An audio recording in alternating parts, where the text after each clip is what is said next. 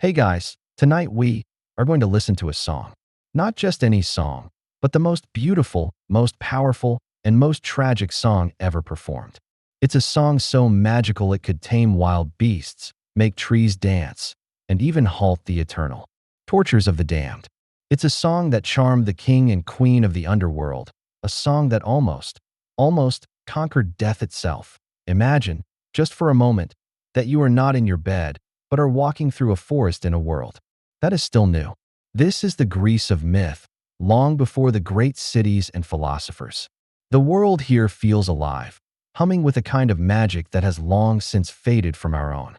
The sunlight filtering through the leaves of the ancient oak trees seems thicker, more golden.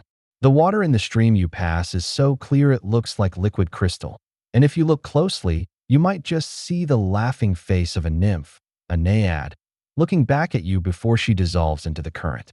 In the distance, you hear the faint, reedy notes of a shepherd's flute, and for a moment, you wonder if it's a shepherd at all, or perhaps the great god Pan himself, playing a tune for his flock. This is a world where the divine and the natural are not separate things. They are woven together, and the thread that weaves them is music. Tonight, we are delving into one of the most beautiful and heartbreaking of all the Greek myths, the story of Orpheus and his journey to the underworld. It's a tale of perfect love, devastating loss, and the belief that a single artist, with the power of his song, could bend the very laws of creation to his will. It's the ultimate story of the power of music. But let's be clear, as enchanting as this world sounds, you probably wouldn't survive it for 5 minutes. You'd likely wander into a sacred grove, trip over a root, and accidentally interrupt a ritual for Artemis, the goddess of the hunt. For this minor inconvenience, you'd be turned into a stag and chased by her hounds for the rest of the afternoon. The Greek gods were famously powerful, famously beautiful, and famously incredibly touchy. They had a real flair for creatively disproportionate punishments for even the smallest slights. It was a world with no due process and certainly no divine HR department to file a complaint with. But you, of course, are just a silent traveler, an invisible guest in this ancient, magical landscape, perfectly safe in your own bed.so. Before you get comfortable, take a moment to like the video and subscribe, but only if you genuinely enjoy what I do here. Your support is what keeps these old stories alive and whispering through the night. And as you settle in, please feel free to post your location and your local time. It's always amazing to see the global community of listeners we have here, all preparing to drift off to the same mythical place. It's just after 1:30 in the afternoon here in Phnom Penh, Cambodia, which is a strange time to be thinking about sleep, but a story is a story, no matter what the clock says.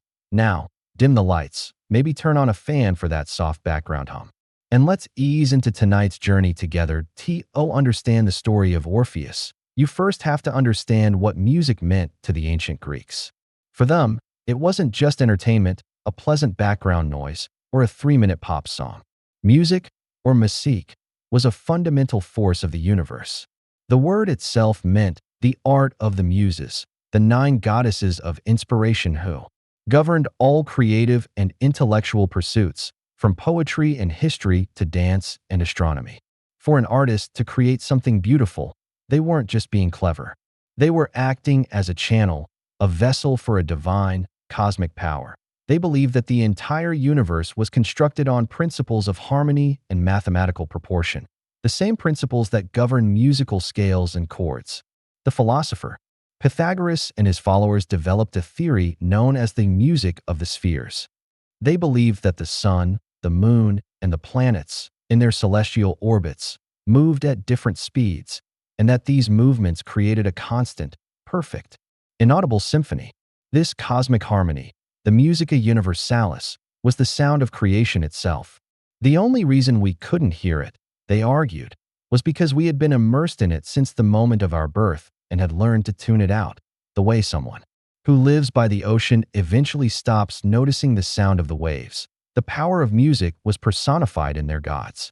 There was Apollo, the shining god of reason, prophecy, and light. His instrument was the lyre, a beautiful, harp-like stringed instrument. The music of Apollo was the music of order, of clarity, of intellect, and of civilization. It was the sound of pure, mathematical beauty. In contrast, there was Pan, the wild, goat-legged god of the wilderness. His instrument was the syrinx, or the panpipes, a set of hollow reeds bound together. His music was the sound of nature itself, rustic, untamed, and deeply connected to the earth. And then there was Dionysus, the god of wine, ecstasy, and abandon. His music was the driving, percussive rhythm of drums and cymbals, music that could drive its listeners into a state of wild, ecstatic frenzy.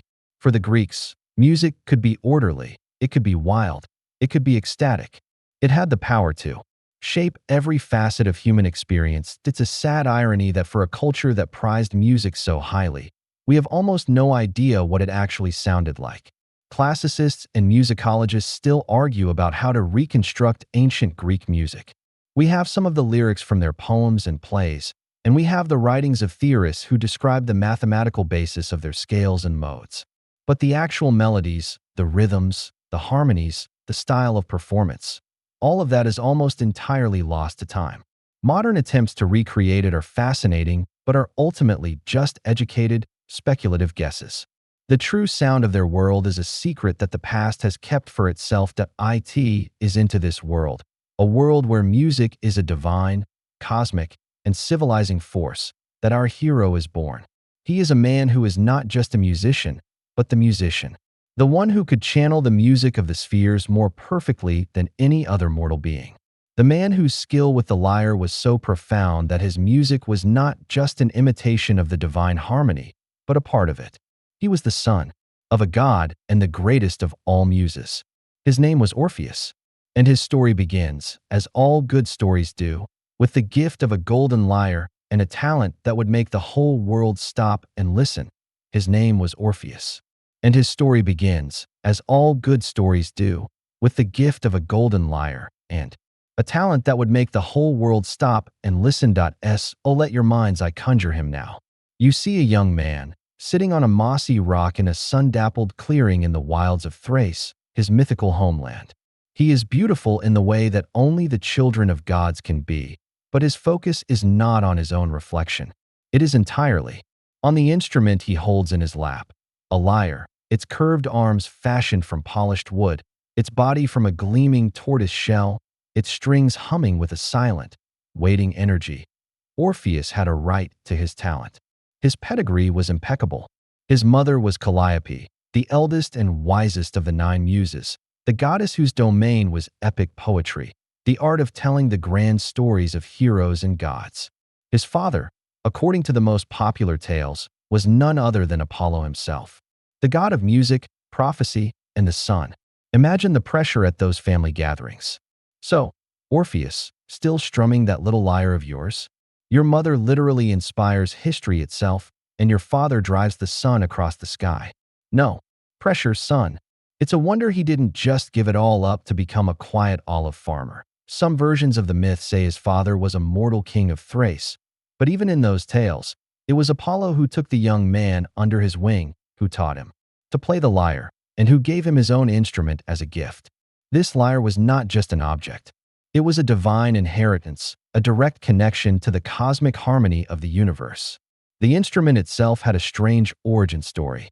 The very first lyre was said to have been invented by the infant god Hermes, a precocious and mischievous baby who crafted it from the shell of a tortoise he had found and killed. He then cleverly traded the beautiful instrument to his older brother, Apollo, as a peace offering for having stolen Apollo's sacred cattle. So the divine instrument of poetry, reason, and order was born from a clever act of theft and the unfortunate demise of a slow-moving reptile. But in the hands of Orpheus, the lyre became something more. When he began to play, the world itself seemed to hold its breath. You can hear it now, a soft, cascading melody that seems to be not just a sound, but a part of the air itself. As he plays, a hush falls over the forest. The birds in the trees fall silent, their own simple songs completely outclassed. The stream that was babbling over the rocks nearby slows its course, its waters seeming to quiet down so as not to miss a single note.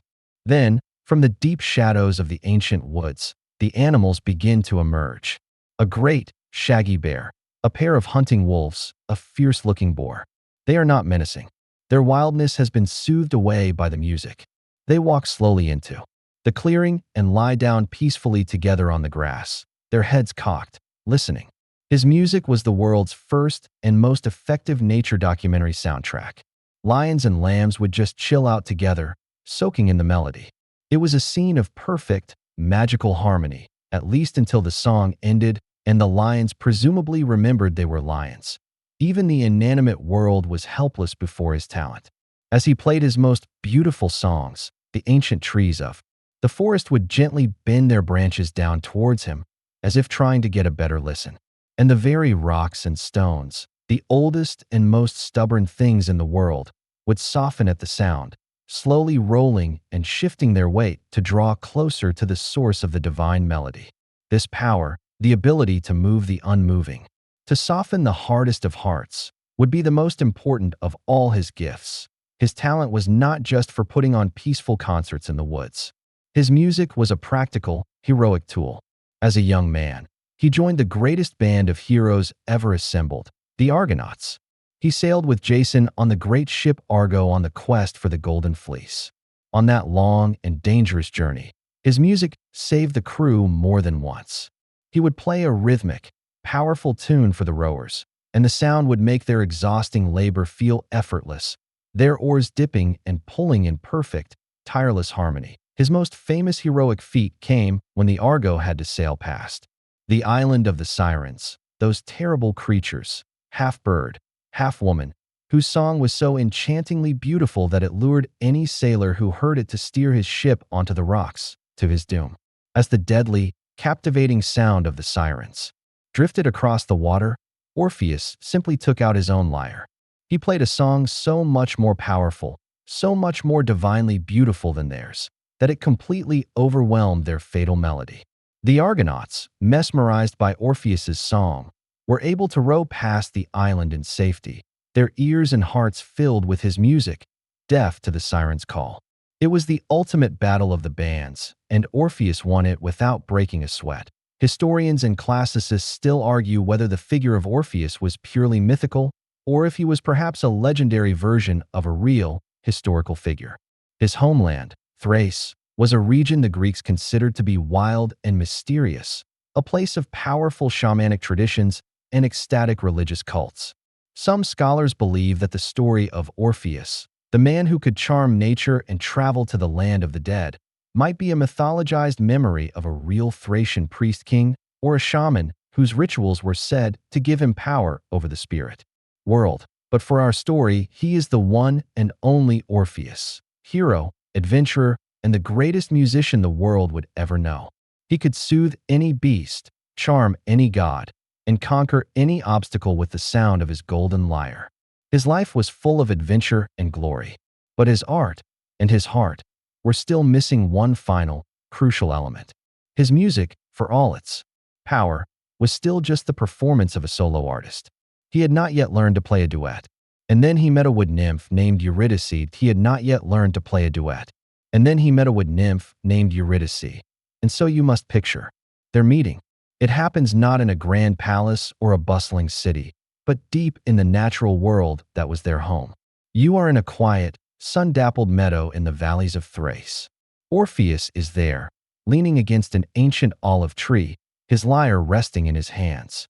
He begins to play, not a song of power to move mountains, but a soft, questioning melody, a tune that seems to be listening to the world as much as it is singing to it. The music drifts through the air, a golden thread of sound. And it is this sound that draws her out. From the cool, deep shade of the nearby woods, a figure emerges. It is Eurydice. She is a nymph, a dryad, a spirit of the trees.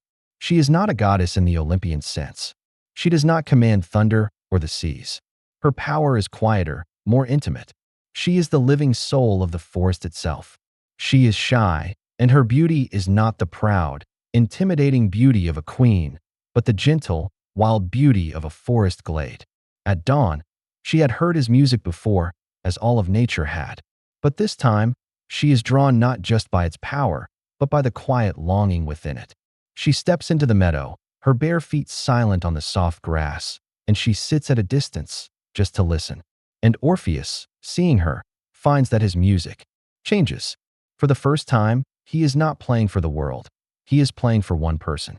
His melody becomes a conversation, a story, an offering. And in that moment, the great musician, the man who could charm the entire world, is himself completely and utterly charmed. Their love story unfolds like a perfect pastoral poem. Their days are spent wandering through the ancient, unspoiled wilderness. You see them walking hand in hand through forests of oak and pine, the leaves seeming to whisper their approval. You see them sitting by the banks of a crystal-clear stream, his music mingling with the sound of the water, as the naiads, the water nymphs, listen from below the surface. Orpheus's art is transformed by this love. The songs he had played for heroes and kings were technically brilliant, powerful, and moving.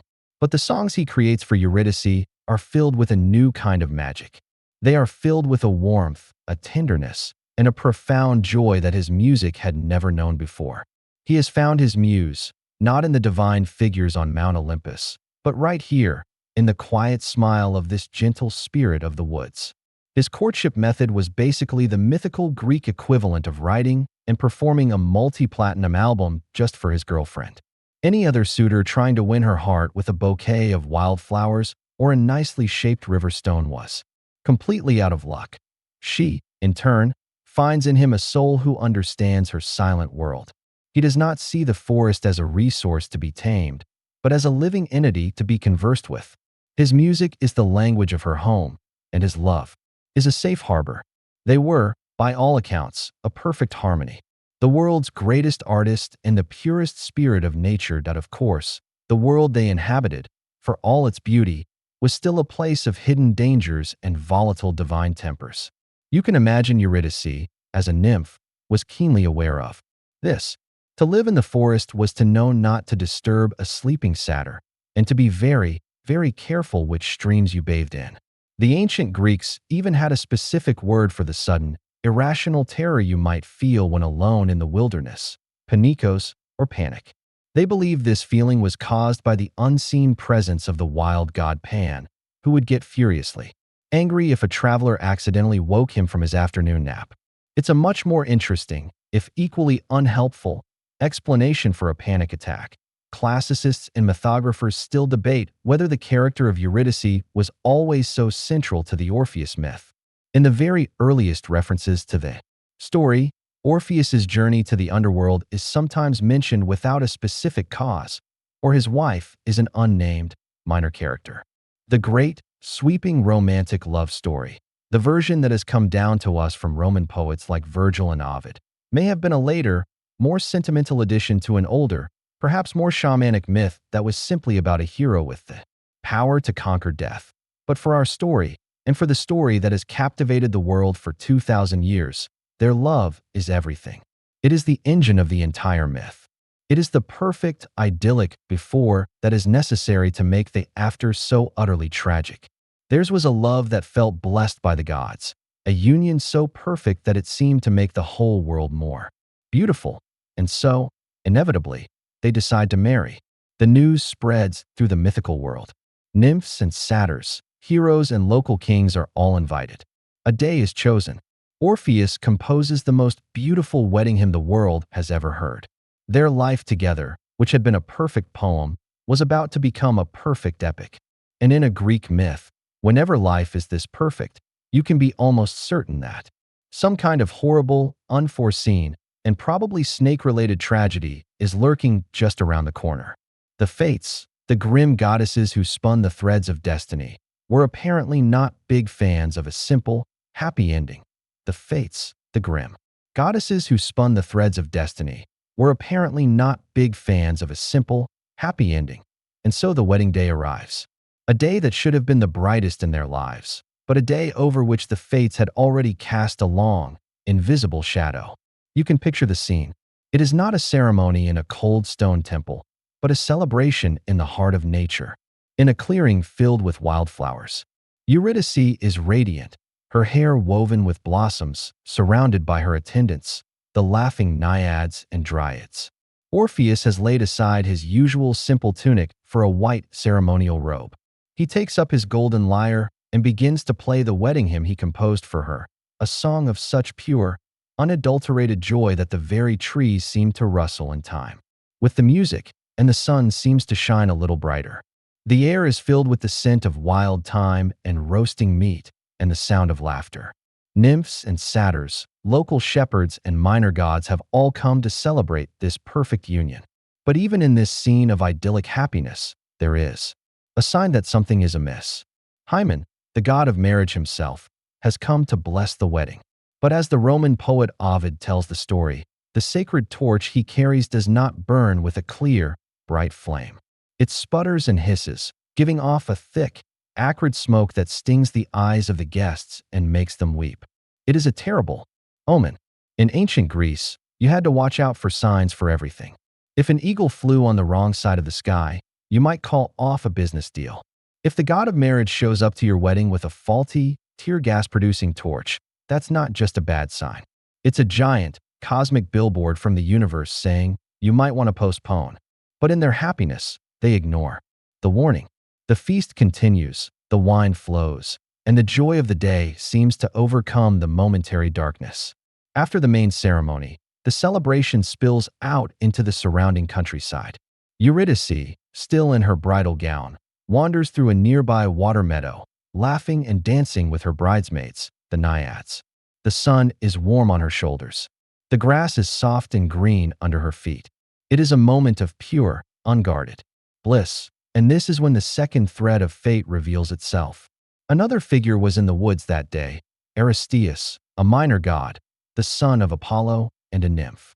He was the divine patron of useful rural arts, especially beekeeping.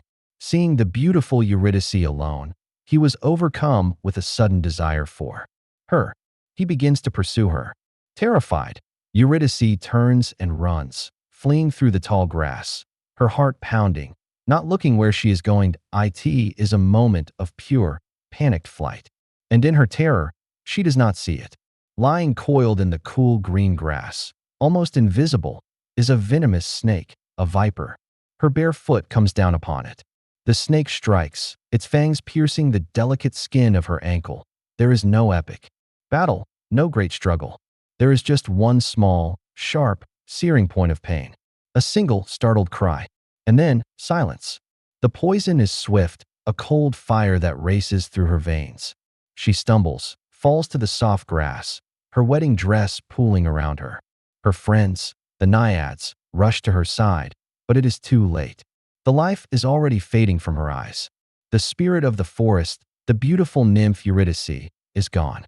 The laughter of the wedding party is replaced by the high, keening wail of the nymphs as they discover her body. Mythologists often debate the significance of the snake in this story.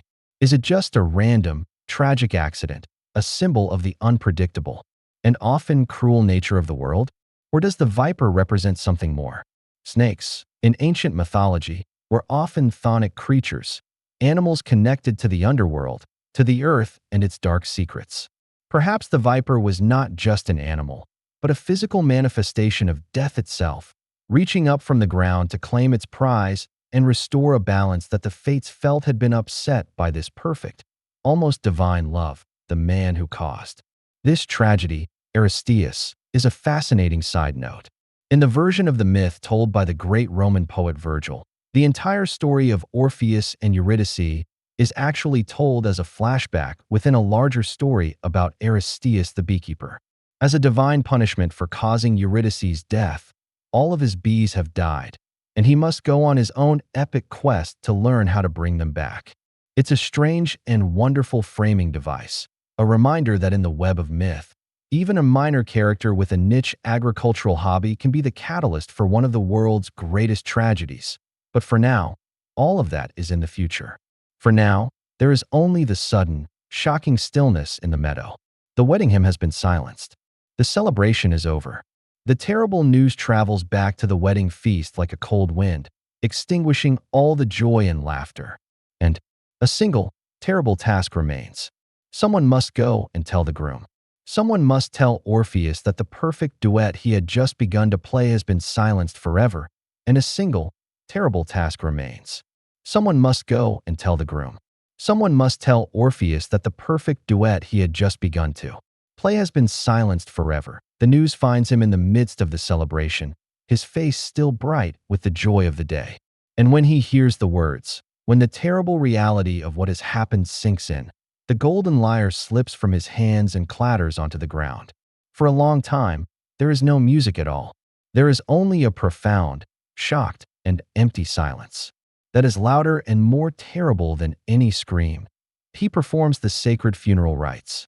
You see him in your mind's eye, a solitary, broken figure, preparing Eurydice's body, his hands that were made for music now engaged in the clumsy, heartbreaking work of the mourner.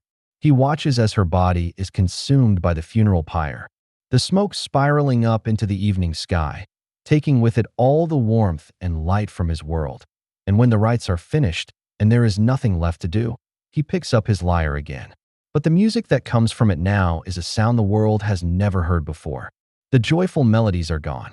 The songs that made the beasts dance and the trees sway are replaced by a lament, a threnody, so filled with pure, undiluted sorrow that the world itself cannot bear to listen without weeping. His song of grief is not a quiet, personal thing.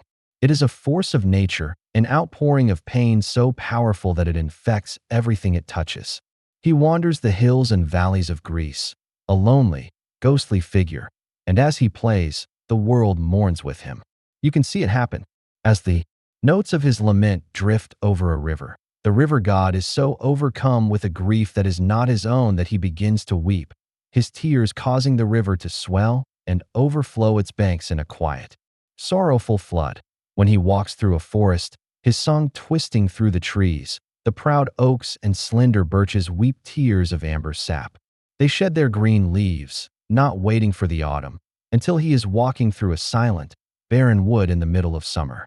The flowers in the meadows, the bright poppies and cheerful daisies, hear his song on the wind, and they wilt and turn brown, bowing their heads in a shared, impossible sadness. His music is so melancholy it literally makes the grass die. It's the ultimate goth anthem, a level of sorrow that can alter the very seasons. The animals, who once came to his music to find peace, now come to him to share his pain. The wolves do not lie down in quiet contentment. They sit beside him and lift their heads to the sky, adding their own mournful howls to his song. The birds, who used to sing along with his melodies, now fall silent in the trees, their own happy songs forgotten. Some say that birds fell from the sky as he passed, their hearts broken by the sheer sadness of his music. His grief echoes even in the highest and lowest places. The sound of his lyre drifts up to the peaks of Mount Olympus. And the gods, who were usually far too busy with their own celestial soap operas and petty squabbles to pay much attention to the woes of a single mortal, are forced to stop and listen. It is said that even Ares, the brutal god of war, felt a tear trace a path through the grime on his cheek. Aphrodite, the goddess of love, who had blessed their union, now wept for its tragic end.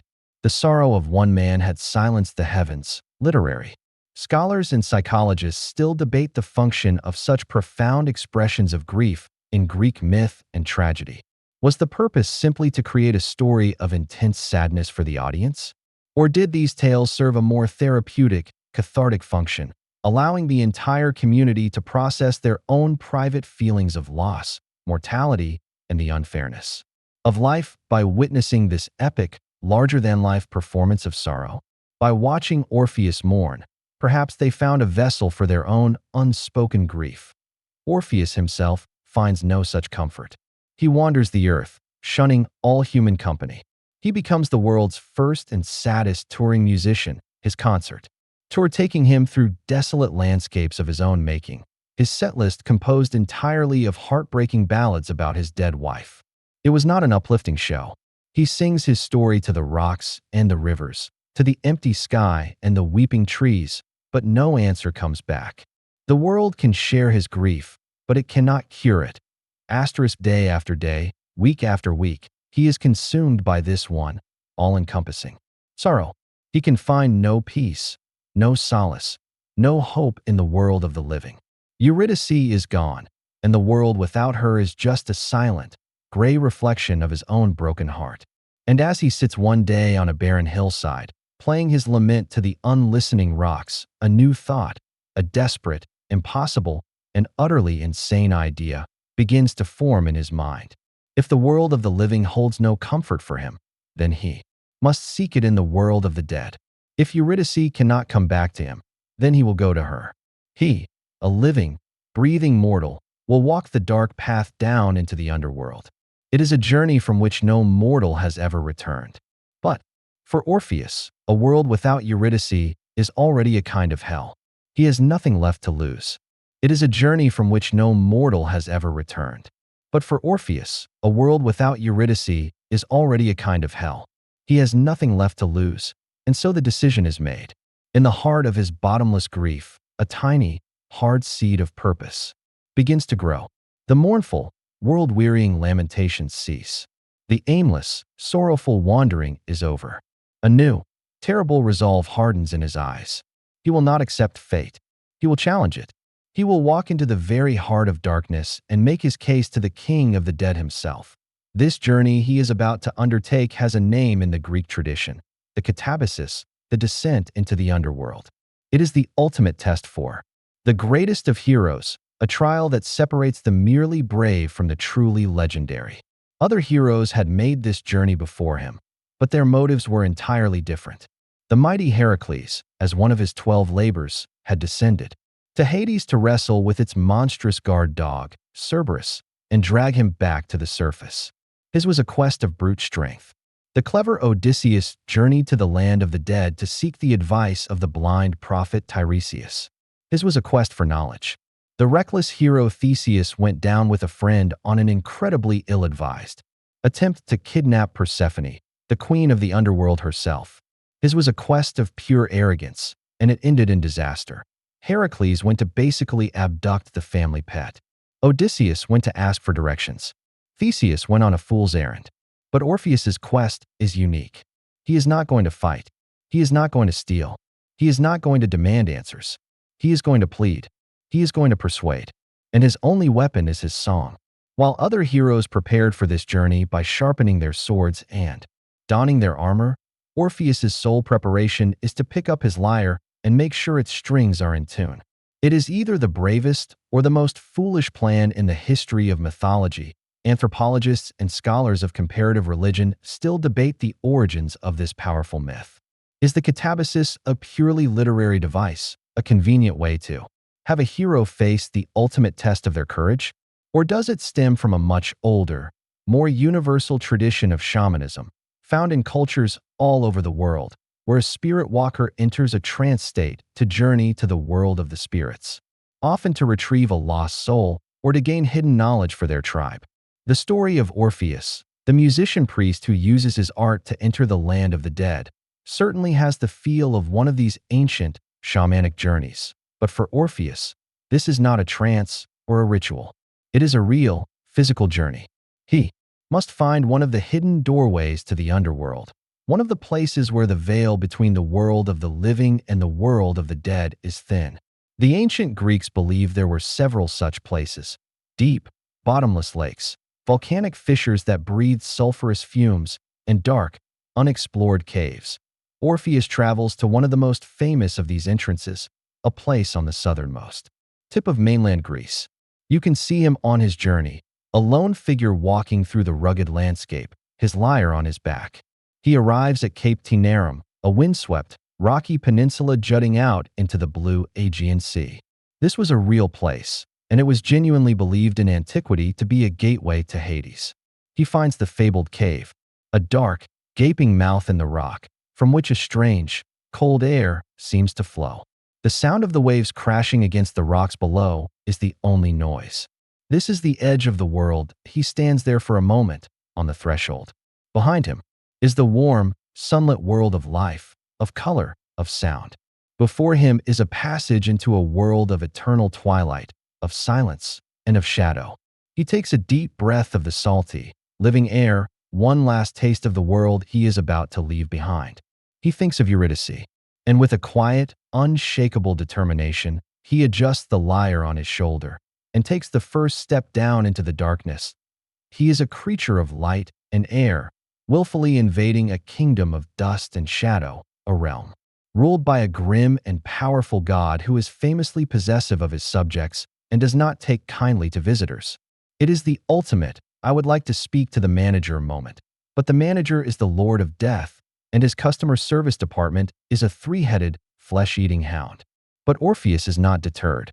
He has his faith, not in the strength of his arm, but in the power of his art.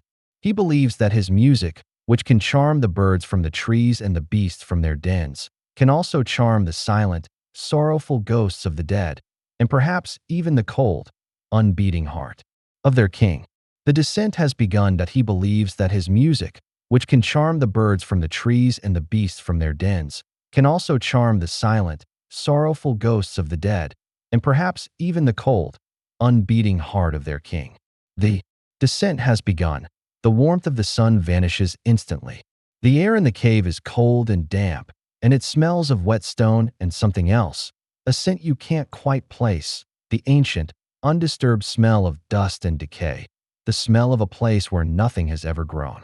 You follow Orpheus as he steps from the world of life into the world of death. The path slopes steeply downwards, a long, winding tunnel into the bowels of the earth. There is no light here, save for the faint, residual memory of the sun behind him. He walks in an almost total darkness, his hand trailing against the cold, weeping stone of the tunnel wall, his lyre a heavy, silent weight on his back. As he goes deeper, he becomes aware that he is not alone. He begins to see them, and then hear them. They are the shades of the newly dead, the Idola, also making their way down this same dark path. They are not solid, terrifying ghosts, but thin, translucent, fluttering things. They move without a sound, like moths in the twilight, their forms barely distinguishable from the deep shadows of the tunnel. They make a soft, dry, rustling sound as they pass, like a breeze blowing through dead leaves. They do not seem to notice him. They are all drawn forward by some silent, inexorable gravity, pulled towards the center of the underworld. After what feels like an eternity of walking in the dark, the tunnel begins to widen. The oppressive closeness of the rock recedes, and you step out into a vast, open, and impossibly bleak landscape. You have arrived in the first great region of the underworld, the Asphodel Meadows. There is no sun here, no moon, no stars. The only light is a cold, gray, perpetual twilight that seems to come from nowhere and illuminates nothing. The Asphodel Meadows was not the place of fire and torment you might imagine. It was something almost worse, a place of eternal, mind-numbing boredom. It is the afterlife designed by a committee, an endless, gray field where the souls of ordinary people just sort of exist. It is the universe's most depressing waiting room that as far as the eye can see. The fields are covered with the pale, ghostly flowers that give the place its name. Asphodels are real flowers, but here they are gray, scentless, and lifeless, and they were believed to be the only food of the dead. And everywhere, drifting among the spectral flowers, are the shades. There are thousands of them, millions of them.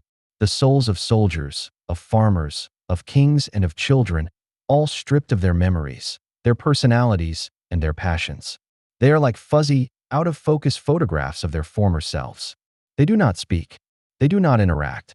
They simply drift, twittering and rustling, their faces blank and empty.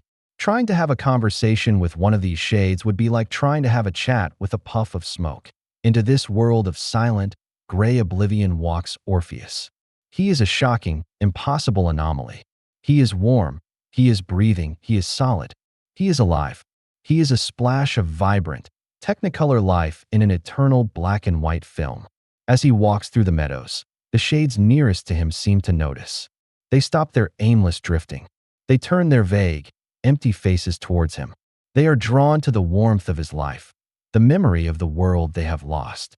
A silent, rustling crowd of ghosts begins to follow him, a sorrowful, curious procession. Archaeologists and classicists still debate the extent to which this detailed, literary geography of the underworld, described so vividly by poets like Homer and Virgil, corresponded to the actual beliefs of the average ancient Greek. Was the precise map of the Asphodel Meadows, Tartarus, and Elysium a common article of faith for every farmer and fisherman? Or was it a more sophisticated, literary construct. With the average person's idea of the afterlife being a much simpler, vaguer notion of a shadowy, underground realm, Orpheus looks at these pathetic, mindless souls, and his heart is filled with a pity that for a moment eclipses his own grief. He unslings his lyre, and here, in the great, silent land of the dead, he begins to play. The music is soft and achingly sad, and a strange thing happens. As the notes of his lament float across the meadow, the shades that have gathered around him seem to change. A flicker of something, of memory, of recognition, seems to pass through their vacant eyes. A warrior might instinctively reach for a sword that is no longer there. A mother might look down at her empty arms. His music, which brought the living world to tears, brings to the dead a fleeting, painful moment of remembrance. When heroes, like Odysseus, traveled here, they had to perform a ritual sacrifice and allow the shades to drink the blood of a ram to temporarily restore their consciousness.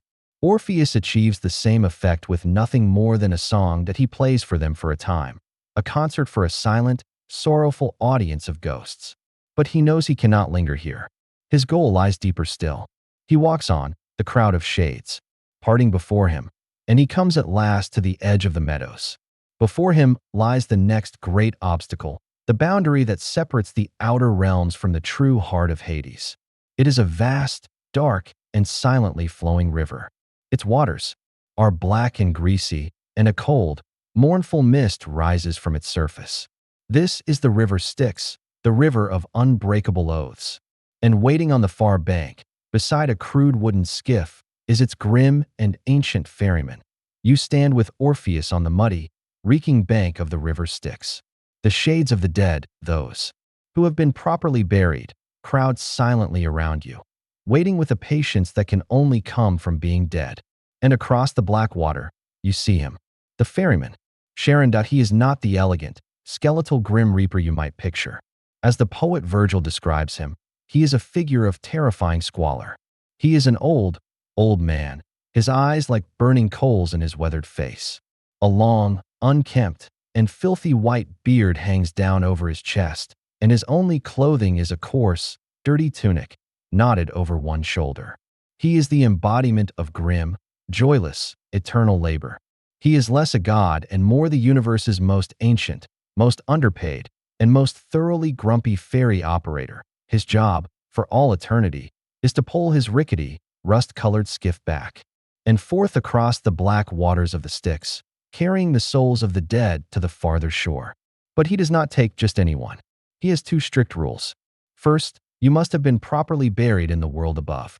The souls of those whose bodies were lost at sea or left unburied on a battlefield are denied passage. You can see them now, a pitiful, rustling crowd of shades, doomed to wander aimlessly along the riverbank for 100 years before they are finally allowed to cross. His second rule is even simpler. You must pay the fare. This was the reason for one of the most famous of all Greek funerary customs. A small coin, usually a low-value bronze coin called an obol, would be placed in the mouth of the deceased before burial. This was Charon's obol, the fee for passage. It's a surprisingly bureaucratic system for the afterlife. You would hate to make it all the way to the edge of eternity only to be turned away because your relatives forgot to leave you pocket money. There's a debate among archaeologists about how universal this Charon's obol practice truly was. While it is mentioned very frequently in the literature, the archaeological evidence from graves is inconsistent. Some bodies are buried with a coin, but many are not. This has led some to question whether it was a mandatory, universal ritual, or a more localized or symbolic custom whose importance was perhaps exaggerated by the poets. Charon pulls his skiff to the near bank, its hull grating on the mud. He is a grim and silent figure. The shades who have their fare ready push forward, stepping silently into the boat. But then he sees you and Orpheus. He sees a living, breathing man, a creature of flesh and blood who has no place here. And he erupts in anger. His voice is a harsh, gravelly rasp. He shouts at Orpheus to stay back, that his boat is for the dead, not the living. He says he has learned his lesson from the past, that he was tricked by Heracles and Theseus, and he will not be made a fool of again by a hero from the world above. Orpheus does not argue. He does not brandish a weapon. He does not offer a bribe of gold. He knows that this is a gatekeeper whose anger and rules cannot be overcome by normal means. So he turns to the one tool he has. He reaches for his lyre, and on the grim, silent banks of the river of death, he begins to play. The melody that fills the misty air is not a song of power or a happy tune. It is his song of loss. The music tells the story of his love for Eurydice, of their perfect joy on their wedding day, and of the sudden, cruel bite of the viper in the meadow. The notes weep with a sorrow so pure and so profound that it seems to become a part of the landscape itself. The other rivers of the underworld, the Acheron of sorrow, the Cocytus of lamentation, seem to fall silent, their own mournful sounds. Outclassed by this one mortal's grief, the effect on Charon is immediate and total. The anger drains from his fiery eyes. The gnarled, ancient hands that grip his long pole go slack. The perpetual scowl on his face softens into an expression of stunned, silent awe. For millennia, he has heard only the silent weeping of the dead and the monotonous lapping of the black water. Now, for the first time, he is hearing true beauty. The music bypasses his rules, his duty, his eternal grumpiness. It speaks directly to a heart that has been dormant for eons. He stands in his boat, utterly mesmerized, as the tale of Orpheus's love and loss unfolds in the melody. The final, sorrowful note of the lyre hangs in the air and then fades into the mist. There is a long silence. Charon looks at Orpheus. He does not speak. He simply gestures with his head towards the empty boat. Orpheus has paid his fare not with a coin, but with a song. He steps into the rickety skiff, the boat groaning under the unfamiliar weight of a living body. And the ancient, filthy ferryman begins to pole them across the black, silent water, having broken his most sacred rule for a song he will never forget. Orpheus has conquered the first great guardian of the underworld. But he is not yet done. As the boat scrapes against the far shore, he can already hear a low, menacing sound carrying through the gloom. It is the sound of a growl, or rather, of three growls, all coming from the same throat. As the boat scrapes against the far shore, he can already hear a low, menacing sound carrying through the gloom. It is the sound of a growl, or rather, of three growls, all coming from the same throat. You step out of the skiff with Orpheus onto the slimy, dark shore of the true underworld. The air here is colder, heavier, and it carries the metallic scent of old blood and despair. The growling is louder now, a deep, guttural rumble that seems to vibrate in your bones. He has passed the first guardian, the ferryman. Now he must face the second. He must face the hound of hell. Looming out of the misty twilight before him is the great gate to the deeper realms of Hades. And guarding it, chained to the gateposts, is Cerberus. He is a monster of pure, primal terror. He is a dog, yes, but a dog of impossible size, his shaggy, black fur matted with the filth of the underworld. He has not one, but three massive heads, each with a set of long, yellow fangs from which a poisonous saliva drips onto the ground. His eyes are burning coals of red light. Instead of a mane, a mass of writhing, hissing snakes grows from his neck and back, and his tail is not a tail at all, but a living, venomous serpent that twists and lashes through the air. Cerberus has a very simple and very important job description. He is to be friendly and welcoming to all the new souls who arrive, but he is to savagely attack and devour anyone, mortal or shade, who tries to leave. He is the ultimate security system, a living, breathing, and extremely drooly embodiment of the idea that death is a one-way street. He is very, very good at his job, and now, all three of his heads are fixed on Orpheus. He is a living being, an intruder, a violation of the natural order. Cerberus rises to his full, monstrous height. The three heads begin to bark, a sound so loud it shakes the very ground, a deafening, terrifying roar that echoes through the bleak landscape. The snakes on his back hiss and writhe, and the serpent tail lashes back and forth in fury. The great hero Heracles, on his own journey here, had to physically wrestle this beast into submission, a battle of pure, godlike strength. But Orpheus has no shield, no sword, no armor. He is a soft, living thing in a world of death and violence. He looks at the raging, three-headed monster, and he does not flinch. He simply raises his lyre, and he begins to play. But this is not the song of grief he played for Sharon. That was a song to appeal to a flicker of memory and pity. For Cerberus, a creature of pure, mindless ferocity, a different kind of music is needed. Orpheus plays a lullaby. The melody is impossibly soft, impossibly gentle. It is a tune of cascading, liquid notes that seem to fall through the air like a cool, gentle rain. It is the sound of a mother humming to a child, the sound of a quiet stream in a summer meadow, the sound of the wind whispering through pine trees. It is a song of pure, unadulterated. At the far end of the hall, on a great, imposing throne of black ebony, sits the master of this kingdom. This is Hades, one of the three great sons of Kronos, brother to Zeus and Poseidon. He is not the horned, red-skinned devil of later traditions. He is a god, majestic and terrible in his own way. He has a dark, regal beard, and his stern, unsmiling face is one of immense power and profound melancholy. His eyes hold the weight of all the souls who have ever entered his realm. He is not evil. He is simply inevitable. He is the great bookkeeper of mortality, the lord of the final, unavoidable truth. The ancient Greeks were so afraid of him that they often avoided using his real name, preferring euphemisms like Platon, the rich one, a grimly ironic title for the god whose kingdom held all the souls and all the mineral wealth of the world. And beside him on a slightly smaller, but no, less magnificent throne, sits his queen, Persephone. She is a figure of impossible contrast. The goddess of springtime, of new growth and flowers. She is a splash of reluctant color in this colorless world. But there is a deep, permanent sadness in her eyes, the sorrow of a being of light who must spend half of her existence in the dark. She is both a prisoner and a powerful queen, a duality that gives her a unique, empathetic gravity. Scholars of Greek religion still debate the true nature of her relationship with Hades. Was she his perpetual, unwilling captive, forever mourning her life in the sun? Or did she, over time, evolve into a willing and formidable co-ruler of the underworld, a grim queen who held equal authority over the dead during her seasons in the dark? Orpheus walks the long, silent path up the center of the throne room, the faint, lonely echo of his footsteps the only sound.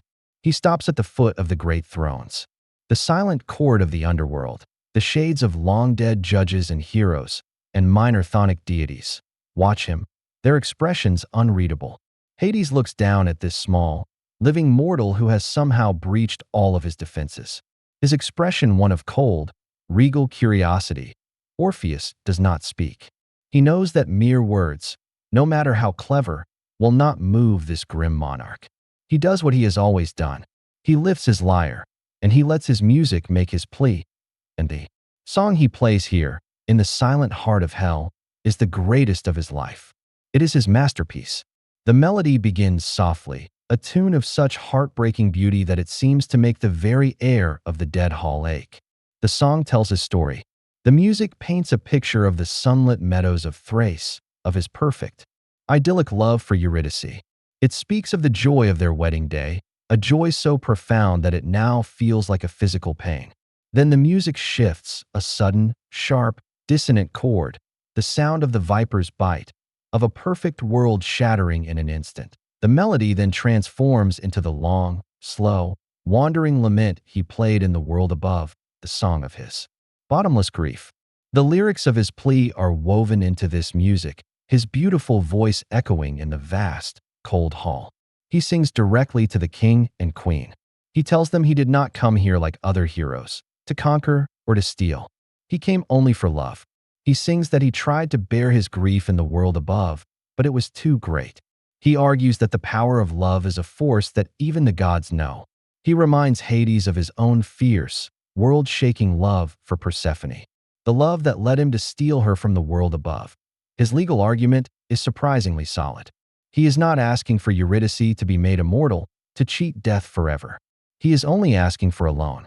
He sings that all things, all mortals, are owed to Hades in the end. Eurydice's thread of life was cut too short. All he asks is that the fates be allowed to respin it, to let her live out her natural years with him. Then, he promises, when their time is done, They will both return to this place willingly, their debt paid in full. You will have her in the end, his song concludes. I am only asking for the use of what will one day be yours. The final note of the lyre hangs in the cold, silent air, a perfect, shimmering jewel of sound. And then, there is only silence. Orpheus stands, his head bowed, his song finished. He has made his case. He waits for the verdict. The final note of the lyre hangs in the cold, silent air, a perfect, shimmering jewel of sound. And then, there is only silence. Orpheus stands, his head bowed, his song finished. He has made his case. He waits for the verdict that I in the great, black hall. The silence that follows the song is deeper and more profound than any that has come before. The entire court of the dead is frozen, held captive by the lingering echo of that one mortal's grief. For the first time, this realm of numbness and shadow is filled with a genuine, shared emotion. The assembled shades of the dead, the countless millions who had forgotten their own lives, are weeping silent, insubstantial tears for a love they can now, for a fleeting moment, remember.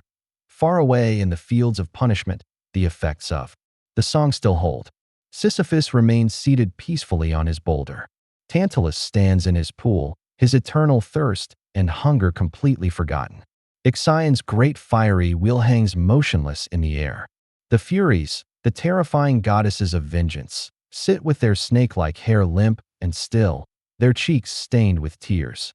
Orpheus's music has brought a universal, momentary armistice to the endless war of torment. On her throne, Persephone, the queen of the underworld, weeps openly. As the goddess of spring, she knows the beauty of a sunlit meadow, the joy of new life, the warmth of love. And as the queen of the dead, she knows the cold, permanent finality of a life cut short. The song has touched both halves of her soul. She turns her tear-filled eyes to her husband, her grim and silent king, and her gaze is a plea in itself. And then you look at Hades, the great, unmovable god, the king whose heart is said to be as cold as the deepest rock and as hard as the adamant of his gates. And you see a miracle. A single, crystalline tear forms in the corner of his eye and traces a slow, glistening path down his stern, unmoving cheek. He, the Lord of the end of all things, the God who has never known pity, has been moved. The music has pierced the impenetrable armor of his divine duty. He has been conquered not by the strength of a hero or the trickery of a god, but by the honest, simple beauty of a song. That there's a scholarly debate about the character of Hades himself in the original Greek myths. Was he always the grim but ultimately just and neutral ruler of the dead, as seen in later philosophy? Or was he, in older, more folkloric traditions, a more actively malevolent and terrifying figure, a snatcher of souls more akin to a later devil figure, who was softened into a more regal character by later poets? In this moment, seeing him weep, you see both. You see the ancient, terrible God, and you see the just king, capable of being moved by a just plea. He raises a hand, and his voice, which is not loud but which fills the entire hall, echoes from the stone walls. His voice sounds like the shifting of tectonic plates, like the final, slow closing of a great stone door. You have won, musician, the great God says. No one has ever moved us so. Your love has earned its prize. Orpheus looks up, his eyes wide with a hope he had not dared to feel. He has done it. The impossible. He has changed the mind of death itself. Hades, the god of all the mineral wealth of the earth, also known as Platon, the rich one, had been paid. But the price was not the gold or silver that lay buried in his kingdom. The price was a song, an immaterial treasure of such value that it outweighed all the riches of the world. Let the shade of Eurydice be summoned. Hades commands that a silent attendant is dispatched, and a few moments later, she appears. She is brought forth from the vast, silent crowds of the newly dead.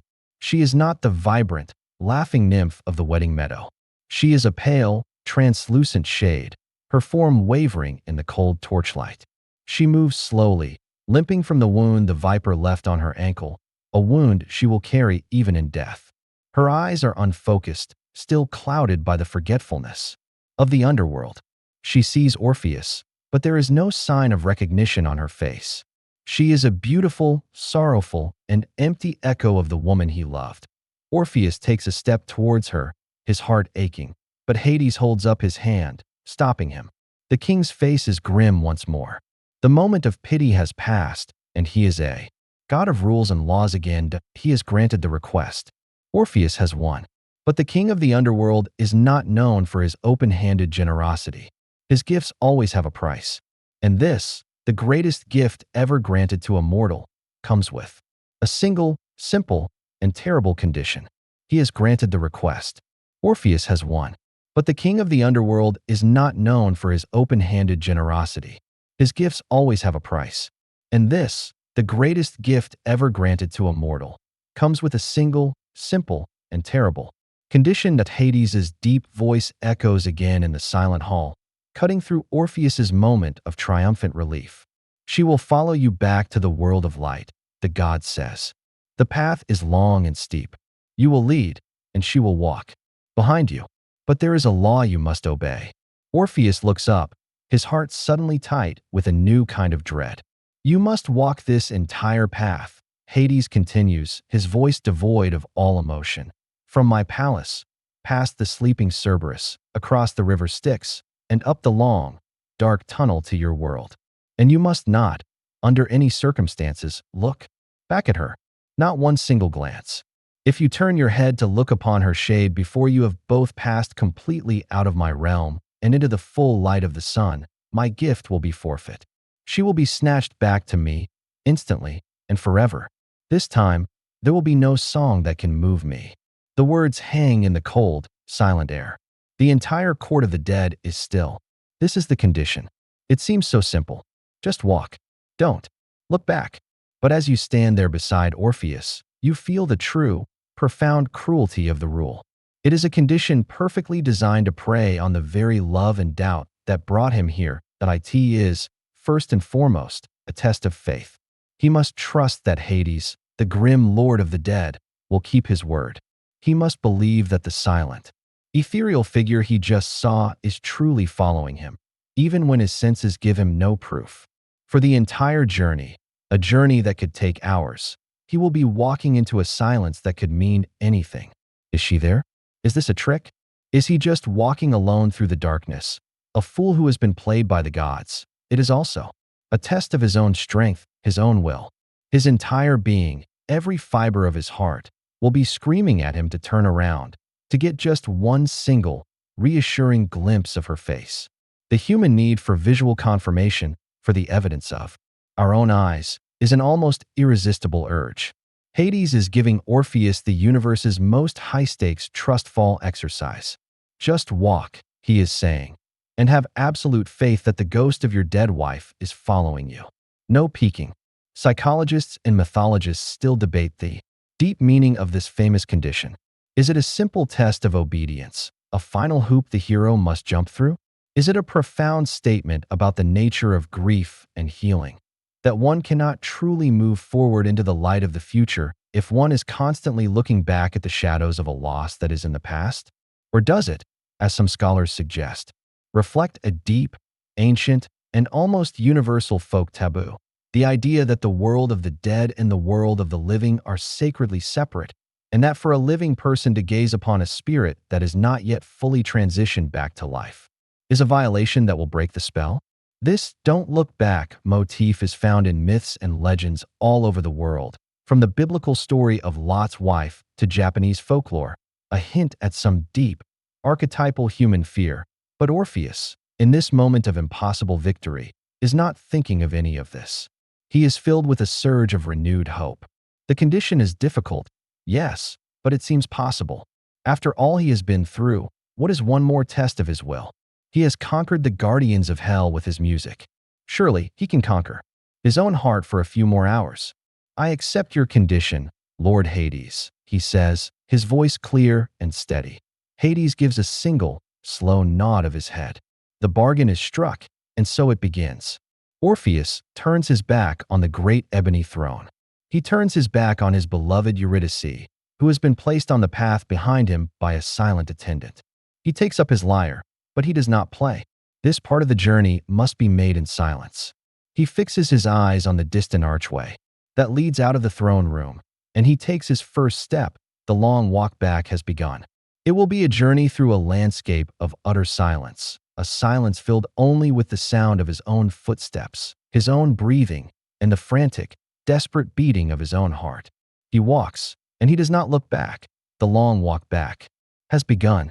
It will be a journey through a landscape of utter silence, a silence filled only with the sound of his own footsteps, his own breathing, and the frantic, desperate beating of his own heart. He walks, and he does not look back. You walk with him, a silent, invisible companion, out of the great, black hall of Hades. The massive gates of the palace swing shut behind you with a deep, final boom that feels like the closing of a tomb. You are plunged back into the gloomy twilight of the underworld, but now the path is reversed. Now the path leads up. He leads the way, his back rigid, his eyes fixed on the path ahead. And somewhere behind him, in the crushing silence, the shade of Eurydice follows. He cannot hear her. She is still a spirit, her feet making no sound on the dusty ground. She does not speak. She does not breathe. She is a silent, ghostly presence, a fact he must take entirely on faith. They pass once more through the fields of punishment.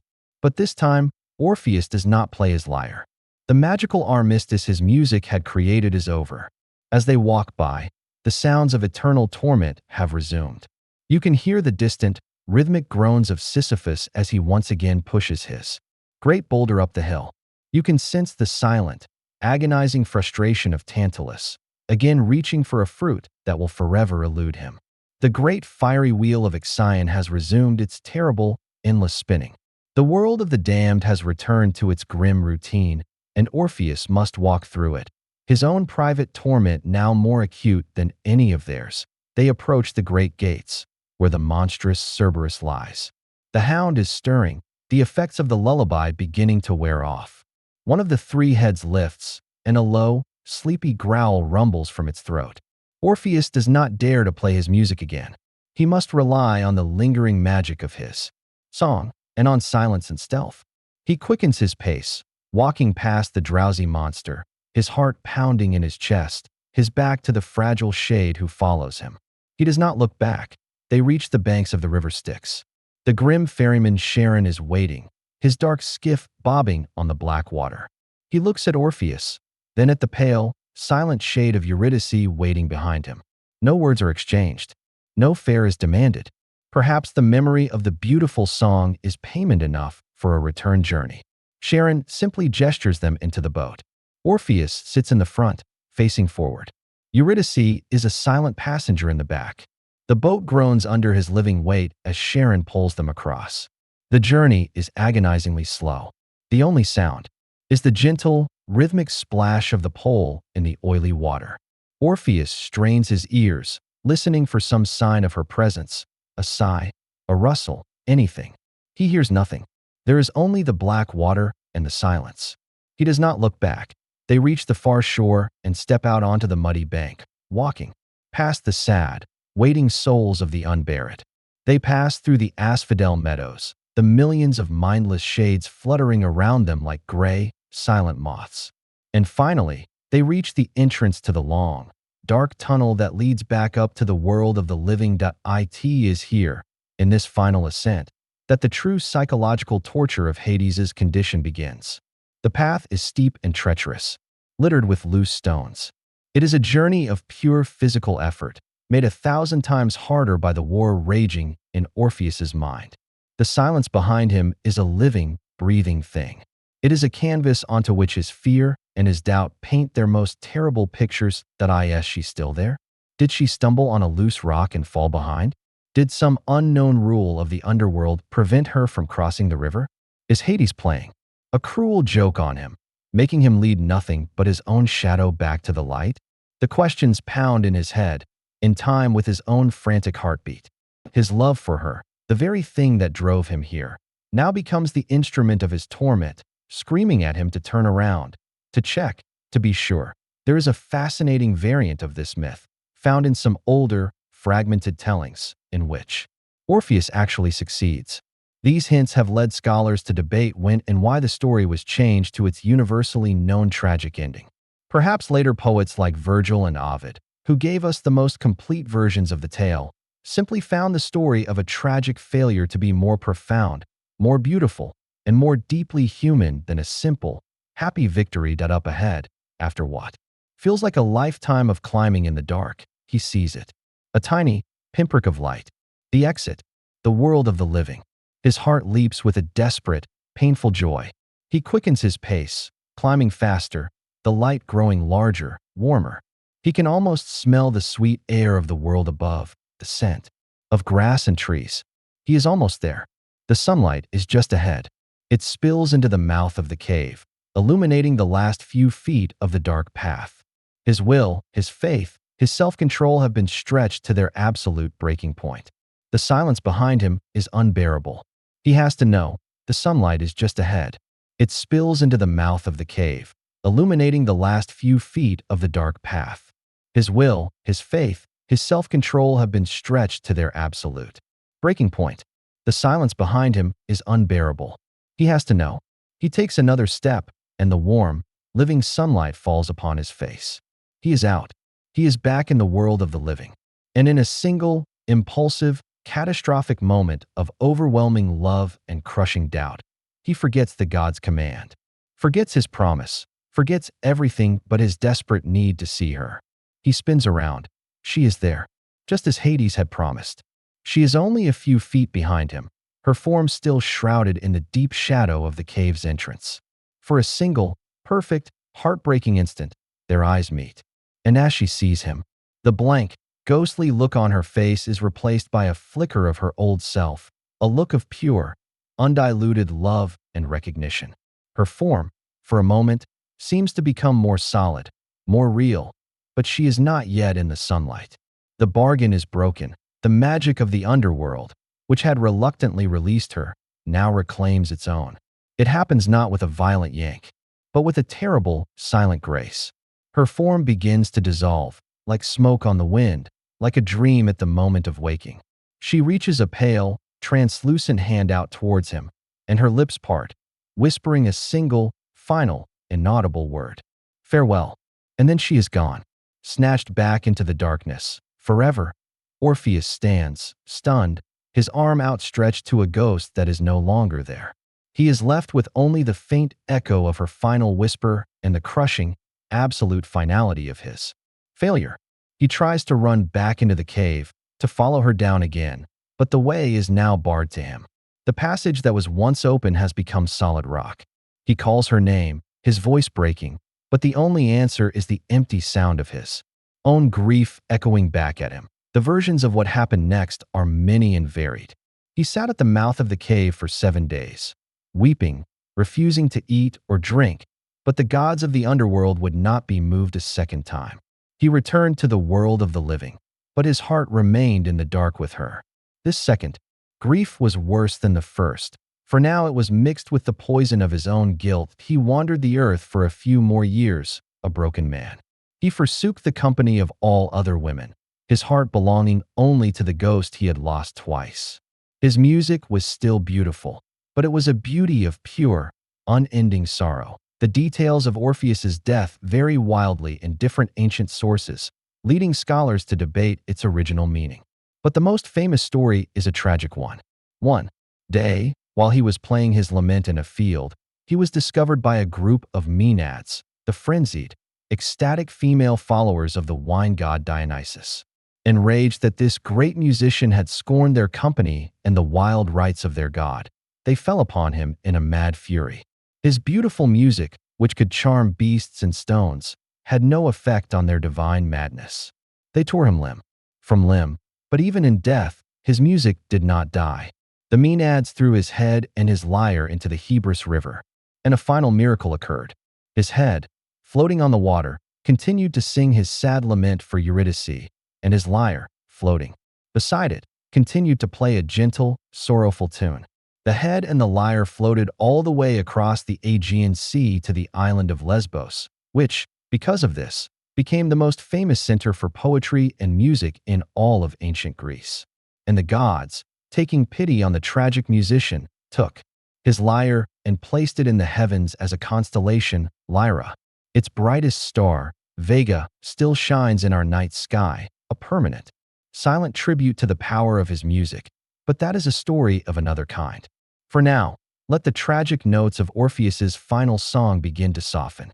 Let the story's sharp edges of grief and loss dissolve into something gentler. The great drama is over. The myth has been told, and all that is left is a quiet, lingering echo. Let the memory of the dark underworld fade away. Let the images of its grim guardians and sorrowful shades dissolve into the soft, comfortable darkness of your own room. The story is done. There is nothing left to analyze, nothing more to feel but a sense of quiet peace.